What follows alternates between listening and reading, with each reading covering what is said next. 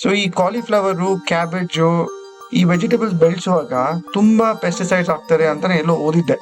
So ನಿಮ್ಮ ಅನುಭವ, ನೀವು 20 ವರ್ಷದಿಂದ ಫಾರ್ಮಿಂಗ್ ಮಾಡ್ತೀರಾ, ನಿಮ್ಮ ಅನುಭವದಲ್ಲಿ ಇದು ಸತ್ಯನಾ, ಇಲ್ಲಾಂದ್ರೆ ಯಾವ ತರ ಪ್ರಾಕ್ಟೀಸಸ್ ಅನ್ವಯಿಸ್ತೀರಾ ನೀವು? ಇದು ನಿಜಾನೇ. ಹ್ಮ್ ಎಸ್ಪೆಷಲಿ ಕ್ಯಾಬೇಜು, ಕಾಲಿಫ್ಲವರ್, ಕ್ಯಾಪ್ಸಿಕಮ್ ಹ್ಮ್ ಜಾಸ್ತಿ ಪೆಸ್ಟಿಸೈಡ್ ಯೂಸ್ ಮಾಡೋಂಥ ವೆಜಿಟೇಬಲ್ಸ್ ಇವೇನೆ ಹ್ಮ್ ಹ್ಮ್ ನಮ್ಮ ಫಾರ್ಮಿಂಗ್ ಅಲ್ಲಿ. ಓಕೆ. ಇನ್ನೊಂದು ಕೆಲವೆಲ್ಲ ಇದಾವೆ, ಕ್ಯಾರೆಟು, ಬೀಟ್ರೂಟು, ಮುಲ್ಲಂಗಿ, ನೌಕೋಲು, ಇವೆಲ್ಲ ಬೇಗ ಮುಗಿತವೆ ಅಂಡ್ ಭೂಮಿ ಒಳಗಡೆ ಇರೋದ್ರಿಂದ ಓಕೆ ಕಡಿಮೆ ಸ್ಪೇಸ್ ತಗೊಳ್ತೀವಿ. ಓಕೆ. ಸೊ ನೀವು ಆ ತರನೇ ಮಾಡ್ತೀರಾ ಸರ್?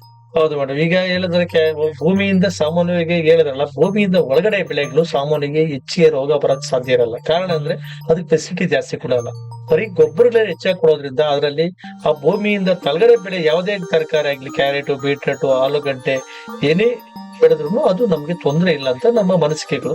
ಈಗ ಮೇಲ್ಗಡೆ ಹೇಳಿದ್ರಲ್ಲ ಫ್ಲವರ್, ಇದೆಲ್ಲ ನಮ್ಗೆ ಔಷಧಿಗಳು ಜಾಸ್ತಿ ಬಿಡ್ತದೆ. ಕೆಲವು ಈ ಕಾಲಿಫ್ಲವರ್ ಅಲ್ಲಿ ಎಲೆ ಪದರಗಳಲ್ಲೇ ಬೇಕಾದಷ್ಟು ಔಷಧಿ ಇರ್ತದೆ, ಅದನ್ನೇ ಕಟ್ ಮಾಡಿ ಮತ್ತೆ ಹೊಟ್ಟೆಗೆ ಹೋಗ್ತದೆ ನಮ್ಗೆ.